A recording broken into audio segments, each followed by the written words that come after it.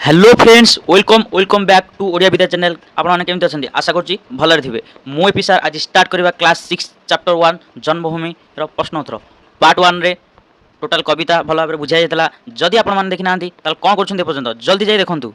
आज आम प्रश्नोत्तर करवा चलतु। आस आम कविता उपरे संक्षिप्त आलोचना करवा मो बुझे क बिट क निम्नलिखित प्रश्नगुड़िक ठीक उत्तर पाखे तारा चिन्ह दियो। देख बिट दीटा देती ठीक उत्तर पाखे आमको तारा चिन्ह देवाक पड़ो। देख बिट वन देती मुंड मुंड शब्द कवितार क्यों शब्द व्यवहार कर चार्टा मध्य जेटू आमको गोटे को बाछा पड़ो। चरण ना कोल कंठ मस्तक मस्तक हूँ सठिक आंसर आमको से स्टार चिन्ह करने को पड़ो। बुझिपारे पे आउ थे कही मुंड शब्द कवितार क्यों शब्द व्यवहार कर मस्तक हूँ सठिक आंसर। बिट टू को जा जन्मभूमि कवितार मुख्यतः ये चार्टा मध्य गोटे को बाछा पड़ो। सब जो ठीक अच्छे किंतु ता मध्य केउटा मुख्यतः से पचार हिमालय वर्णना कराई वीर रमणी कथा कहुई भारत मातार जशगान कर महासागर विषय धारणा दि जाइए। यहाँ सठिक आंसर है भारत मातार जशगान कराई। तुमको मुझे कविता पढ़ेला कही इम्पोर्टाट हम। नेक्स्ट उक्त उत्तर गुड़िकर कहीं बाछिल तार कारण तुम सांग मान सह आलोचना कर। बुझे नेक्स्ट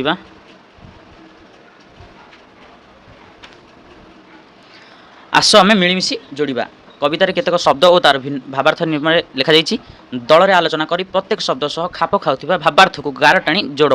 तुम्हें अभिधान इंटरनेट बा निज शिक्षक सहायता नहीं पार। देख एपटे शब्द एपटे भावार्थ देती आमको जोड़ा पड़ो। व्यस्त हबार नहीं मुझे देखा। देख बिट वन देती हिमालय हिमालय सहित कौन हम भारतर उत्तर सीमार व्यापी रही पर्वतमाला। बिट वन तो बिट 10 सहित जोड़ी हम कौन है हिमालय सहित भारतर उत्तर सीमार व्यापी रही पर्वतमाला। बिट टू है Brahmaputra. Bit to Brahmaputra Brahmaputra Brahmaputra Etah bit 8 सहित हम मुख्यतः अरुणाचल प्रदेश और आसाम दे बही जाइथिबा नदी जहाँकि शेष में बंगोपसागर सह मिशिछि। बिट 3 द्रोण बिट 3 द्रोण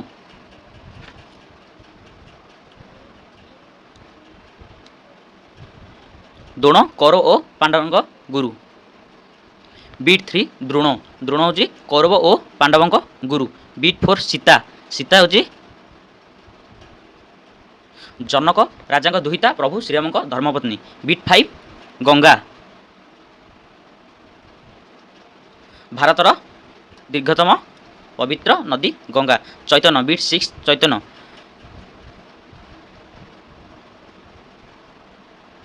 चैतन्य गौड़ी वैष्णव मतवादर प्रचारक और प्रशासक। Bit 7 Padmini Padmini bit 7 Padmini mayor राणी और वीर रमणी। अर्जुन तृतीय पांडव भल भाव नोट करूँ। भीष्म बिट 9 हूँ भीष्म हूँ बिट 3 गंगा पुत्र और कौरव और पांडवों पितामह वाल्मीकि।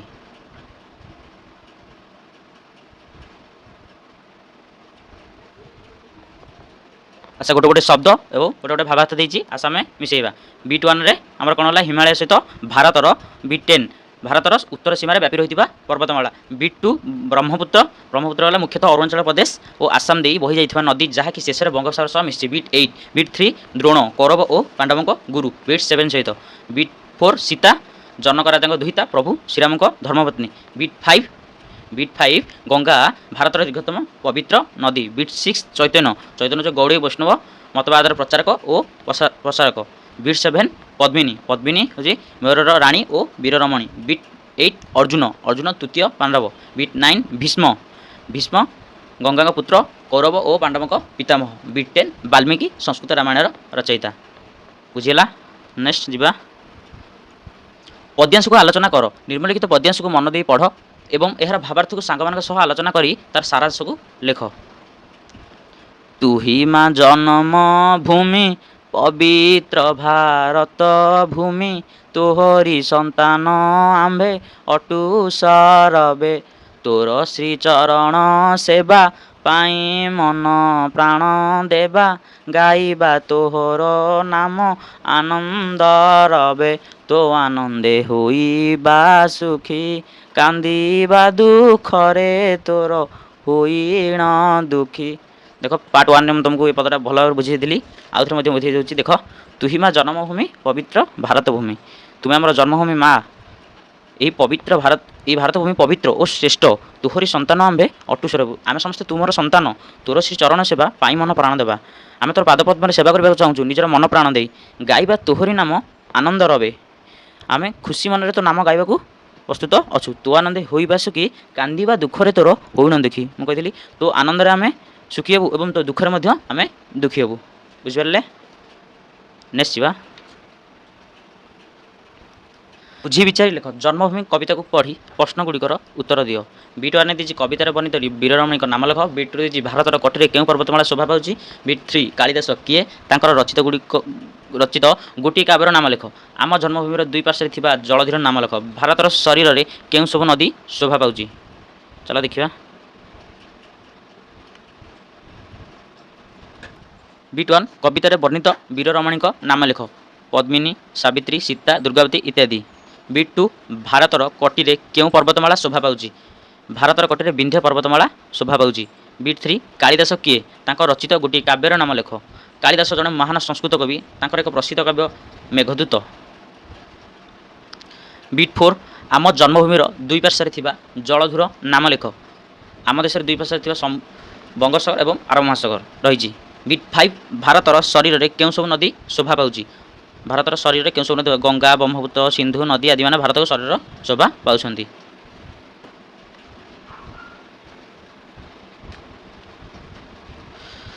ଚୈତନ୍ୟତି ମହାତ୍ମା ଜାନେ, ପଚାରିଲେ ବିଭୁ ନାମ ଆନନ୍ଦ ମନେ। ମହାତ୍ମାର ଅର୍ଥ ମହାପୁରୁଷ, ବଡ଼ ଲୋକ, ମହାମାନବ, ମହାନ ବ୍ୟକ୍ତି। ବିଭୁର ଅର୍ଥ ଈଶ, ଈଶ୍ୱର, ପ୍ରଭୁ, ଠାକୁର, ଦେବତା। ଉପର ଲିଖିତ ପଦ୍ୟାଂଶକୁ ପଢ଼ି ଉତ୍ତର ଲେଖ। ଚୈତନ୍ୟ କିଏ? ଚୈତନ୍ୟ ଜଣେ ମହାନ ମହାତ୍ମା ଓ ଧର୍ମପ୍ରଚାରକ ଥିଲେ।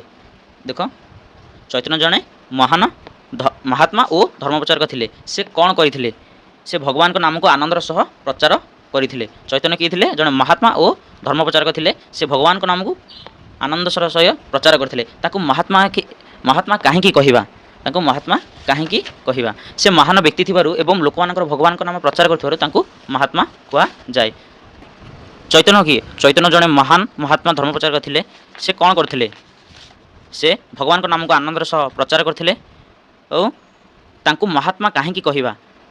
ସେ ମହାନ ବ୍ୟକ୍ତି ଥିବାରୁ ଏବଂ ଲୋକମାନଙ୍କର ଭଗବାନଙ୍କ ନାମ ପ୍ରଚାର କରୁଥିବାରୁ ତାଙ୍କୁ ମହାତ୍ମା କୁହାଯାଏ। ନେକ୍ସଟ ଦେଖିବା ଆମେ।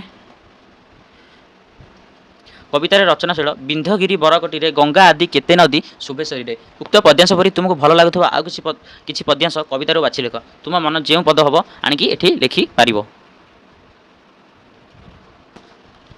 କ ସ୍ତମ୍ଭ ଏବଂ ଖ ସ୍ତମ୍ଭ ଦେଇଛି, ଆମ୍ଭକୁ ମେଳ କରିବାକୁ ପଡ଼ିବ। ଏକରେ ଦେଇଛି ଜନ୍ମ ମିଳେ ତୋକଳରେ କେତେ ସୁର ବୀରନରେ। ବିଟ୍ 2 ତୋ ଆନନ୍ଦେ ହୋଇବା ସୁଖୀ, କାନ୍ଦିବା ଦୁଃଖରେ ତୋର ହୋଇଣ ଦୁଃଖୀ। ବିଟ୍ 3 ସମସ୍ତେ ତୋର ଦୁହିତା, ପଦ୍ମିନୀ ସାବିତ୍ରୀ ପିତା। ଏପଟେ ଖ ସ୍ତମ୍ଭରେ କ'ଣ ଦେଇଛି? ବିଟ୍ 1 ଦେଇଛି ପଦ୍ମିନୀ ସାବିତ୍ରୀ ସୀତା ପ୍ରଭୃତି ସମସ୍ତ ବୀର ରମଣୀ ଭାରତ ମାତାର ଦୁହିତା ଅଟନ୍ତି। ଭାରତ ମାତାର କୋଳରେ ଅନେକ ସୁର, ବୀର ଓ ମହାମାନବ ଜନ୍ମ ନେଇଛନ୍ତି। ବିଟ୍ 3 ଆମେ ଜନ୍ମଭୂମିର ଉନ୍ନତି ବା ପ୍ରଗତିରେ ସୁଖ ଅନୁଭବ କରିବା ଓ ଅବନତିରେ ଦୁଃଖୀ ହେବା। ଚାଲ ଦେଖିବା ଆମେ। ନ ମିଳେ ତୋ କୋଳରେ କେତେ ସୁର ବୀରନରେ। ବିଟ୍ 1ଟା ହେବ ବିଟ୍ 2 ସହିତ ଯୋଡ଼ି ହେବ। ଭାରତ ମାତାର କୋଳରେ ଅନେକ ସୁର, ବୀର, ମହାମାନବ ଜନ୍ମ ନେଇଛନ୍ତି। ତୋ ଆନନ୍ଦେ ହୋଇବା ସୁଖୀ, କାନ୍ଦିବା ଦୁଃଖରେ ତୋର ହୋଇଣ ଦୁଃଖୀ। ବିଟ୍ 2ଟା ବିଟ୍ 3 ସହିତ ହେବ। ଆମେ ଜନ୍ମଭୂମିର ଉନ୍ନତି ବା ପ୍ରଗତିରେ ସୁଖ ଅନୁଭବ କରିବା ଓ ଅବନତିରେ ଦୁଃଖୀ ହେବା। ବିଟ୍ 3 ସମସ୍ତେ ତୋର ଦୁହିତା, ପଦ୍ମିନୀ ସାବିତ୍ରୀ ସୀତା। ବିଟ୍ 3ଟା ହେବ ବିଟ୍ 1 ସହିତ।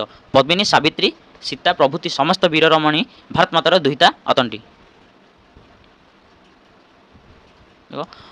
ଅନୁମାନ ଓ କଳ୍ପନାରୁ ସାଙ୍ଗମାନଙ୍କ ସହ ଦଳଗତ ଆଲୋଚନା କର। ମହାକବି ବେଦବ୍ୟାସ, ବାଲ୍ମୀକି, କାଳିଦାସ ଗାଇଲେ ପବିତ୍ର କଣ୍ଠେ ତୋହରି ଗୁଣ। କେଉଁମାନଙ୍କୁ ମହାକବି ଆଖ୍ୟା ଦିଆଯାଇଛି? କେଉଁମାନଙ୍କୁ ମହାକବି ଆଖ୍ୟା ଦିଆଯାଇଛି? କାଳିଦାସ, ଦେବଦାସ, ବାଲ୍ମୀକି ଇତ୍ୟାଦିଙ୍କୁ ମହାକବି ଆଖ୍ୟା ଦିଆଯାଇଛି। ଡବଲ ଆଇରେ ସେମାନଙ୍କ ଲିଖିତ ଗ୍ରନ୍ଥର ନାମ ଲେଖ। ବେଦବ୍ୟାସ ହେଲା ମହାଭାରତ, ବାଲ୍ମୀକି ହେଲା ରାମାୟଣ, କାଳିଦାସ ହେଲା ଅଭିଜ୍ଞାନ ଶକୁନ୍ତଳମ୍। ଦେଖିଦେବା। ଦେଖ, କେଉଁମାନଙ୍କୁ ମହାକବି ଆଖ୍ୟା ଦିଆଯାଇଛି? ବେଦବ୍ୟାସ, ବାଲ୍ମୀକି, କାଳିଦାସଙ୍କୁ ମହାକବି ଆଖ୍ୟା ଦିଆଯାଇଛି। ସେମାନଙ୍କ ଲିଖିତ ଗ୍ରନ୍ଥର ନାମ ଲେଖ। ବେଦବ୍ୟାସ ମହାଭାରତ, ବାଲ୍ମୀକି ରାମାୟଣ, କାଳିଦାସ ଅଭିଜ୍ଞାନମ୍ ଶକୁନ୍ତଳମ୍। ବୁଝିଲା? ଶବ୍ଦର ଭିନ୍ନ ଭିନ୍ନ ରୂପ ଯେପରି ଚରଣ, ପାଦ, ପାଦ, ପୟର, ସେପରି ନଦୀ, ଭୂମି ଓ ଜନନୀ ଓ ଦୁହିତାକୁ ଆମେ ଦେଖିବା। ଠିକ୍ ଅଛି। ନଦୀ ତରଙ୍ଗିଣୀ, ସରିତା ଏବଂ ନିରଧାରା। ଭୂମି ଧରିତ୍ରୀ, ପୃଥିବୀ, ମାଟି। ଜନନୀ ମା, ଅମ୍ବା, ଧାତ୍ରୀ। ଦୁହିତା କନ୍ୟା, ଝିଅ, ସୂତା। ବୁଝିପାରିଲେ? ନେକ୍ସଟ, କବିତାରେ ବ୍ୟବହୃତ ଗିରିବର ଶବ୍ଦର ବର ଅର୍ଥ ଶ୍ରେଷ୍ଠ। ଏହି ଶବ୍ଦକୁ ଦୃଷ୍ଟିରେ ରଖ ଓ ଶବ୍ଦ ଶେଷରେ ବର ଲଗାଇ ନୂତନ ଶବ୍ଦ ଗଠନ କର। ଯେପରିକି ଆମେ ଲେଖିପାରିବା ନରବର, ଗଜବର, ଦେବବର, ରାଜବର, ବୀରବର, ଗିରିବର। ବୁଝିପାରିଲେ ପିଲାମାନେ?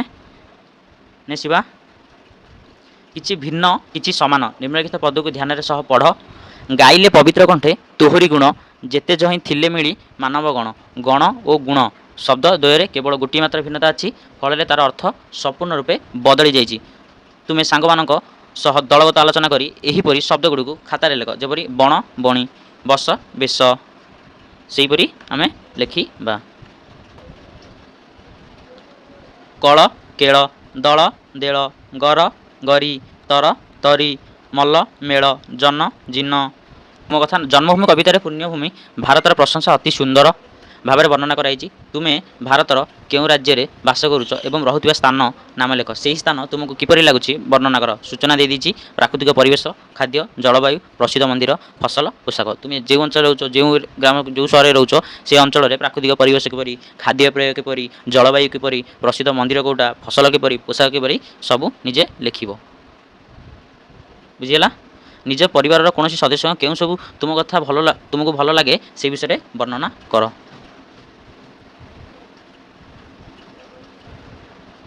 ଗଙ୍ଗା ଆଦି କେତେ ନଦୀ ଶୋଭେ ଶରୀରେ। ଭାରତ ମାତା କୋଳରେ ଗଙ୍ଗା ନଦୀ ପରି ଅନେକ ନଦୀ ଶୋଭା ପାଉଛି। ଏହି ନଦୀଗୁଡ଼ିକ ଜଳ ଓ ବିଦ୍ୟୁତ୍ ଯୋଗାଇବା ସହ କୃଷି ତଥା ପରିବହନରେ ଗୁରୁତ୍ୱପୂର୍ଣ୍ଣ ଭୂମିକା ନିର୍ବାହ କରୁଛି।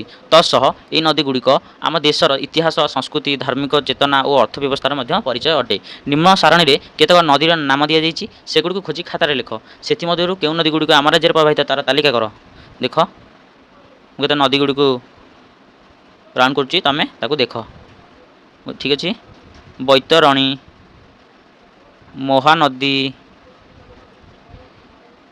କାବେରୀ, ଗଙ୍ଗା, ନର୍ମଦା,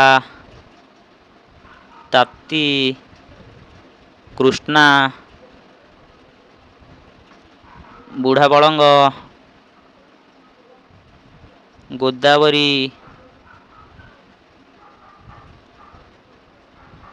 ଠିକ୍ ଅଛି। ବୁଝିପାରିଲ? ନେକ୍ସଟ ଯିବା।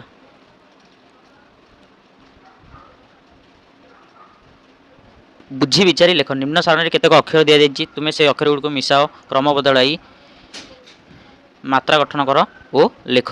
ଏକରେ ସମହଗର ମାନେ ମହାସାଗର, ହମଳୟ ମାନେ ହିମାଳୟ, ମହବକ ମାନେ ବକ୍ଷ ମହ, ମରଣ ମରଣ, କଳଦଶ କଳାଦଶ।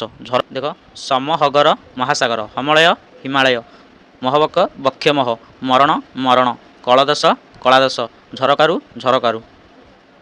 ଆଶା କରୁଛି ଏପର୍ଯ୍ୟନ୍ତ ଯାହା ବୁଝେଇଲେ ଆପଣମାନେ ବୁଝିପାରିଥିବେ।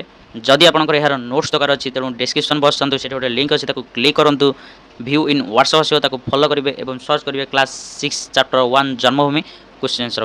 ଆପଣଙ୍କ ପାଖକୁ PDF ଆସିବ, ଆଉ ତାକୁ ଫ୍ରିରେ PDF ଆସିବ, ଆପଣ ତାକୁ ପଢ଼ିପାରିବେ। ଆମର ଓଡ଼ିଆ ବିଦ୍ୟା ଚ୍ୟାନେଲ୍ ଫ୍ରିରେ କ୍ଲାସ୍ ଦେଉଛି, ଫ୍ରିରେ ଭିଡ଼ିଓ ଦେଉଛି। କେବଳ ଆପଣଙ୍କୁ ଫୁଲ୍ ଆଉଟ୍ ଅଫ୍ ଫୁଲ୍ ସ୍କୋର ଦରକାର ଅଛି।